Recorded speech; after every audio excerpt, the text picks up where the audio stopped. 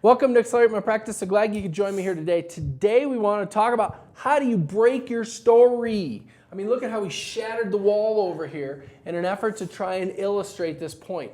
Because we find so many people have these stories in their head that they project onto their patients. And the question becomes, one, why should we break it? Two, how do we break it? And then three, what happens when we do? So you want to throw one of these stories at me? Or you want to take it? At a recent coaching time that I had in one of my offices, I had someone say to me, I have the hardest time when I put myself in the patient's shoes and I have no idea how they can afford 5 crowns. So the story that they tell themselves, what is that story? Is that a story of just personal judgment? Is that a story of the story I'm telling myself? Is that a story of fear? Is that a story of we don't know?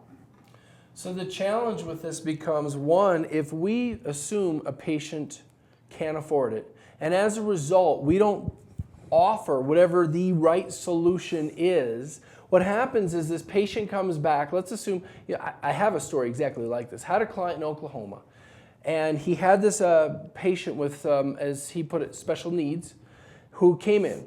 And a year ago, he had talked to this kid about some treatment, some fillings, told the kid to do one filling because the kid couldn't afford it and he couldn't sit still long enough because he was ADD as a 20-something-year-old. He didn't seem special needs to me. He seemed totally normal. He seems like somebody who's hopped up on Mountain Dew, actually, or Red Bull. But whatever the case is. So he tells him to do one filling, and he comes in 12 months later. I happen to be in the office that day, and he tells him now you need 5 crowns, and he tells him to do 1 crown. So I go get the treatment plan from a year ago because I was just curious. And I pull it out and I look at it and I go, wow, look at that.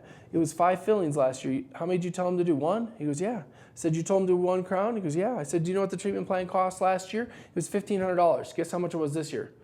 $5,000. So I look at the doctor and I'm like, you're kind of screwing your patient, man. You're telling me this kid's broke, and yet as a result, now this kid's paying 5 times more because we were trying to save him money. So the story in our head is we're projecting that this person can't afford it, and maybe the reality is they can't. But is it going to cost less next year? Is it going to cost less 2 years from now? When does the pain ever get smaller when you put it off? It never does. So if you're sitting here projecting onto your patient that, hey, I don't think they can afford it, and I'm not sure they can do it, you're going to end up hurting your patient worse. And I'm dramatic like this to drive home the point of this story's not serving you or your patient. It's not serving anybody. Because in this case, with this guy, this nice, very nice gentleman, nice dentist, looked like he wanted to throw up after he realized and came to this conclusion. And then he vowed he'd never do it again. And guess what happened to his case acceptance? Man, it went way up. His revenue went way up. It was awesome. We broke the story. So how do you break the story? What we teach very often is tell them what you see, treat them like a family member, and totally accept no. Go to plan B. So if you offer the best, you will be amazed. I've seen it over and over and over. Offer the best, accept no. It's amazing how the patient chooses the best more times than not. What I would do is say, hey, here's the best and here's second best. American Pride. Do you think America Pride is going to take the second best? Ain't no way. So just have fun with it. Go, hey, this is my best option and this is the second best option. You tell me which one works for you. I promise you, 80% of the time, they're going to find a way to choose the best, because the same person who can't afford it has a brand new iPhone, a coach purse, and a car outside with temp tags, pickup truck, check local listings, whatever it is that you're into in your town. It's interesting to see how this varies. For sure. And, offer the best, accept no, try it. It's amazing what will happen. Again, I see it over and over and over. And truly, if you try it and break that barrier, it opens the floodgates, as Darren just said. Case acceptance just rolls and rolls, and it gets easier. I hear it all the time from you doctors out there. What's the second story you hear often? Second story is, hey, what do we do with patients that are 85 years old that need scaling and root planing? 85-year-old people want to be like chickens without teeth, apparently. And chickens don't have teeth, if you didn't know. I grew up on a farm. I'm being silly. No, we've not been drinking here in the AMP studio. It is funny, though, to me that just because of somebody's age, we should offer them something less. That's called discrimination. We shouldn't do that. Why in the world would you do that? Why not just offer your patient the best and see what they say? It's their choice. It's your job to pick the topic. It's their job to say yes or no. I mean, it's your job to tell them the treatment. It's their job to accept it or not. It's not your job to judge. Just offer the patient what they need. Share with them what they need. Share with them what you think is appropriate. Not our job to tell you that. But don't judge them. Young, old, rich, poor, I don't care.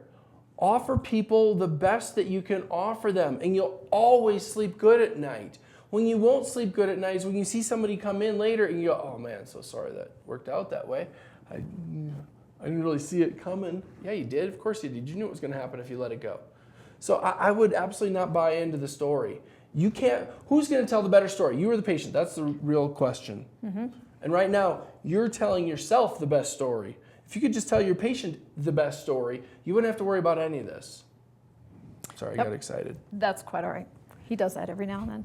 And the third and last topic that we want to hit that I heard is I'm on a fixed income. And the group I was with in Nebraska, and you Nebraska folks know who you are, there was one particular team member that rose right up and said, that story is a bunch of crock. I think she said it that way, because I hear it all the time. And don't we hear that all the time?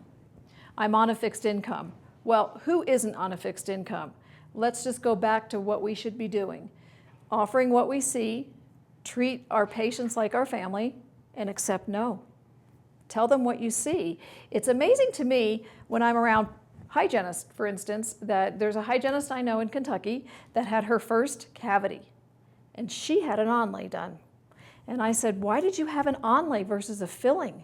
And she said, because it's better for my tooth. And I said, may I coach you today to offer that to your patients, which she did.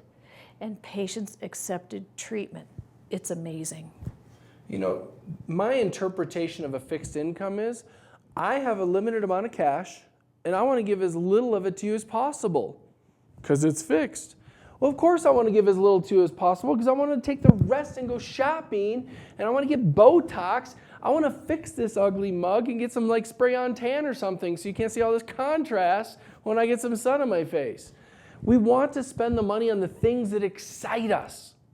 And if dentistry being presented by you does not excite your patient, they're going to give you a story. And the easiest story is, I can't afford it. You know what's really interesting is if you ever go to a retail shop, think about the last time you were out shopping in, I don't know, Penny's or Macy's or Nordstrom's or wherever it is you like to shop. When you're walking around, when someone walks up to you to help you, the salesperson walks up and says, hey, can I help you? What is almost always the automatic response? And I can say this because I worked retail for like 10 years in high school and college. The automatic response is, I'm just looking. And I'm thinking, no doubt you're just looking. You're looking to buy something. Can I help you find it? You're shopping. Of course you're just looking. Hello. But it was interesting because people just would plow through that answer. They wouldn't even look up and see who I was. They would just answer automatically with, I'm just looking. Of course. Your patients are doing the same thing to you. Their automatic answers, I can't afford it. Fixed income.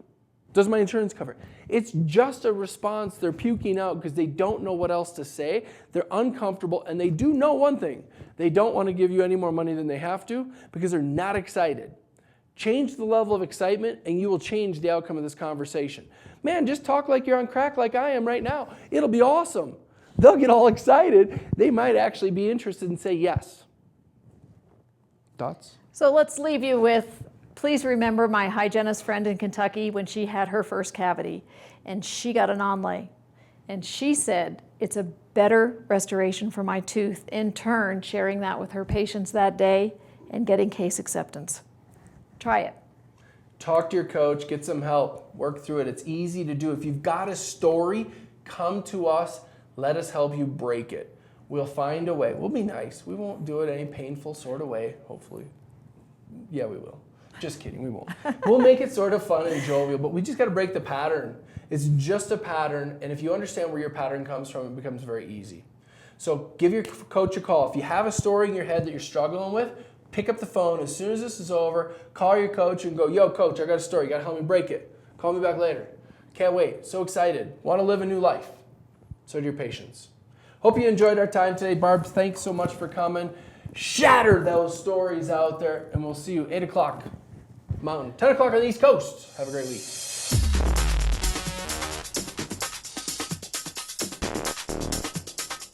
What if you could have the practice of your dreams?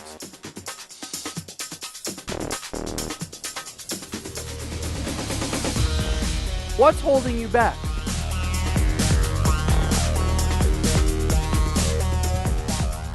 Imagine a life where you have everything you ever wanted.